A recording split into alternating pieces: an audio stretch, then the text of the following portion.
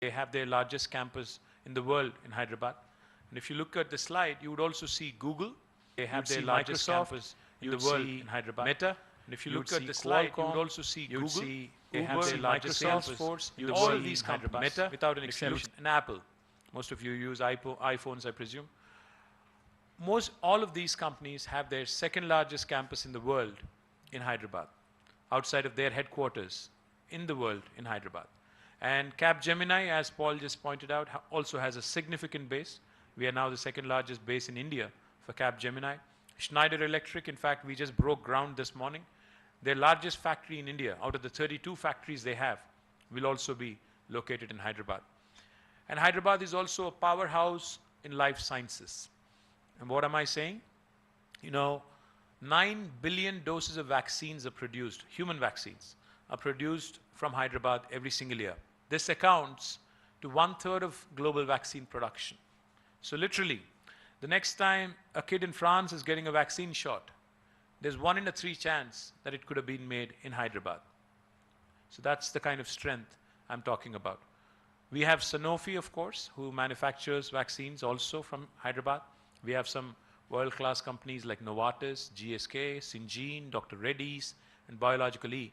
And while we are on this slide, let me also point out that Novartis, their second largest campus again in the world, is also in Hyderabad, outside of Basel in Switzerland. The second largest campus of Novartis with more than 9,000 people is also in Hyderabad. And let me also add quickly, Novartis is not into pure play research and development. What they do in Hyderabad is digital drug discovery. What they do in Hyderabad is basically the intersection of technology and biology. That's where we have number of biostatisticians, number of bioinformatics people. We also have number of biomedical engineers and IT professionals working from Hyderabad, making it their second largest base in the world. We are also, as Ambassador eloquently pointed out, one of the most important hubs in India for aerospace and defense. And recently, we've had a great success with Safran coming in and launching their engine MRO facility with a large investment. Not just Safran, but we also have Boeing, GE, Thales, Raytheon, Alcon, Lockheed Martin, and plenty of others also who are not named here. And I must also add, there is a reason why Hyderabad is a hub for aerospace and defense. And the reason is, historically, about 5 decades ago, Hyderabad was home to large number of defense public sector undertakings and defense labs, which spawned out, which created more than 1,000 MSMEs. And some of the MSMEs from Hyderabad even supply, parts to, your submarine in France, the Scorpion. So that's the kind of, spectrum in aerospace and defense that we are looking at. We are also, very, very big hub for electronics. In fact, 1 out of the 5 television sets manufactured in India is from Hyderabad. We also have a number of other very interesting and large multinational companies like Micron, Qualcomm. In fact, Micron and Qualcomm, their second largest headquarters in the world is also in Hyderabad. NVIDIA, Intel, OnePlus, and others were all based out of Hyderabad again. So why Telangana? Of course, besides the pro-business policies of the government, let me tell you a few other things. The thing that you see on top right here is the TS iPass. What does it stand for?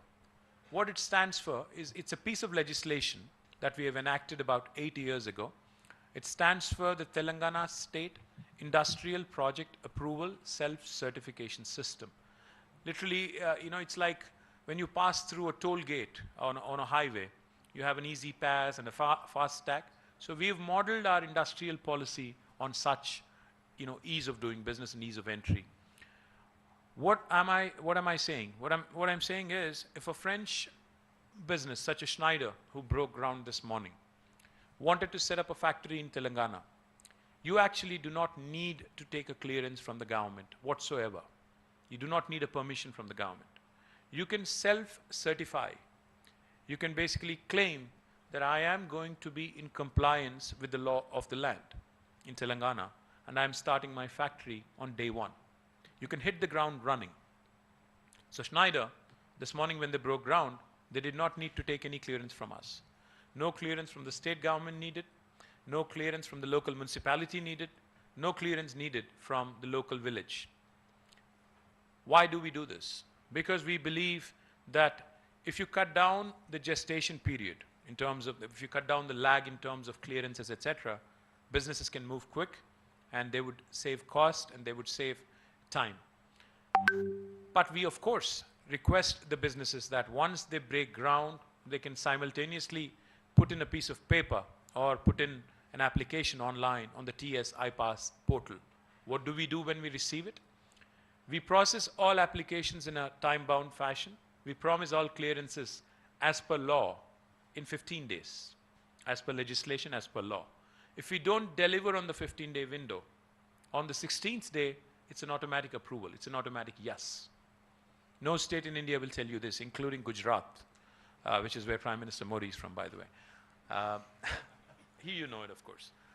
The other thing I also wanted to point out, this man here, my friend Jayesh Ranjan, is one of the most efficient, one of the most senior bureaucrats in India. He's a 1992 batch Indian Administrative Service officer.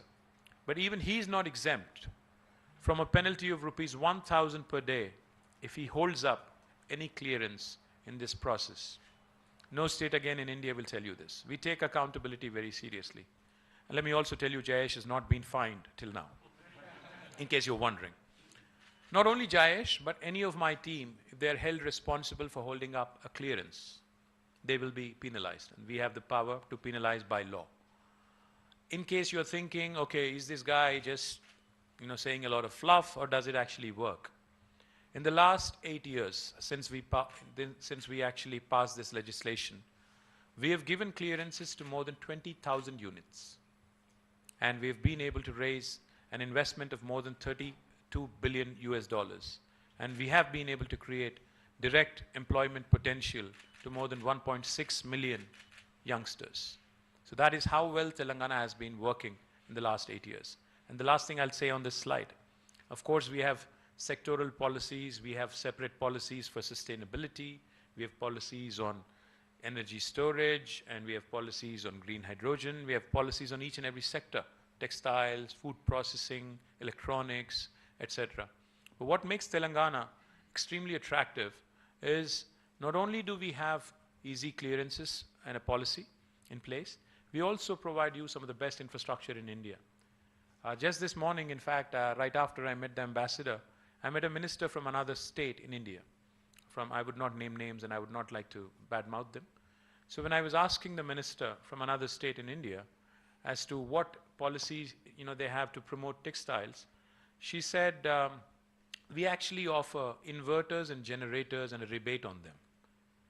So I told the minister, why would you need to provide an inverter or a generator when you can actually solve the problem with electricity and provide quality uninterrupted power supply?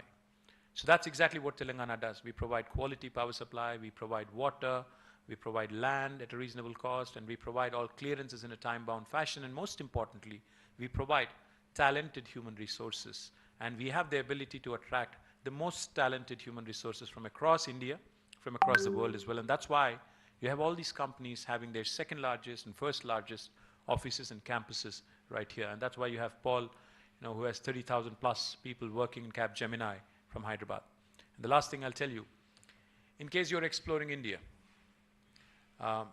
like Paul said and like Ambassador said, typically the route people take is Delhi, Mumbai, sometimes Bangalore.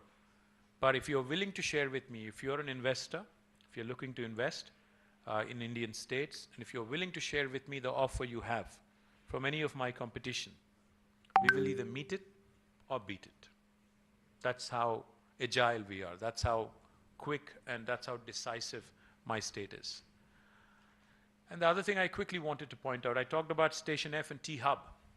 It's not just one hub that will create an innovation ecosystem. These are all the institutions that we have created in the last 8 years, which have put Telangana on the innovation map of India and also by extension on the innovation map of the world.